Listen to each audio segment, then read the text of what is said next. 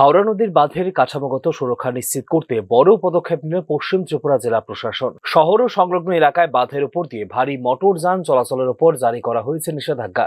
হাওড়া নদী ও কাটাখাল এলাকার বাঁধে কোনো ধরনের ভারী যানবাহন যেমন 4 চাকা, 6 চাকা, ট্রাক, টেম্পো, বাস ও মিনি বাস চলাচল করতে পারবে না বলে বিজ্ঞপ্তিতে জানিয়েছে পশ্চিম ত্রিপুরা জেলা প্রশাসন। বাঁধের উপর অতিরিক্ত চাপ পড়ে কাঠামোগত ক্ষতির আশঙ্কা থাকায় এই সিদ্ধান্ত নেওয়া হয়েছে বলে জানিয়েছে প্রশাসন। সাম্প্রতিক পর্যবেক্ষণে দেখা গেছে ভারী যানবাহনের চাপ বাঁধের স্থায়িত্বের উপর বিরূপ প্রভাব ফেলতে পারে। সেই কারণে জননিরাপত্তা ও গুরুত্বপূর্ণ অবকাঠামো রক্ষার স্বার্থে জারি করা হয়েছে এই নিষেধাজ্ঞা।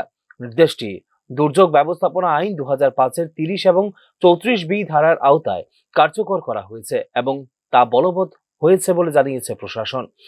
এই নির্দেশ অমান্য করলে কঠোর ব্যবস্থা গ্রহণ করা হবে। নিয়ম ভঙ্গের ক্ষেত্রে সংশ্লিষ্ট যানবাহন সঙ্গে সঙ্গে জব্দ করে জেলা ম্যাজিস্ট্রেটের সামনে পেশ করা হবে বলে জানিয়েছে প্রশাসন। এর মাধ্যমে প্রতিফলন ঘটেছে প্রশাসনের জিরো টলারেন্স নীতি। এছাড়াও পুলিশ সুপার, ট্রাফিক বিভাগ এবং পূর্ত দপ্তর সহ সংশ্লিষ্ট সমস্ত দপ্তরকে নির্দেশ কার্যকর করা এবং সাধারণ মানুষের মধ্যে সচেতনতা বাড়ানোর জন্য প্রয়োজনীয় ব্যবস্থা নিতে দেওয়া হয়েছে নির্দেশ। Bureau report, news now.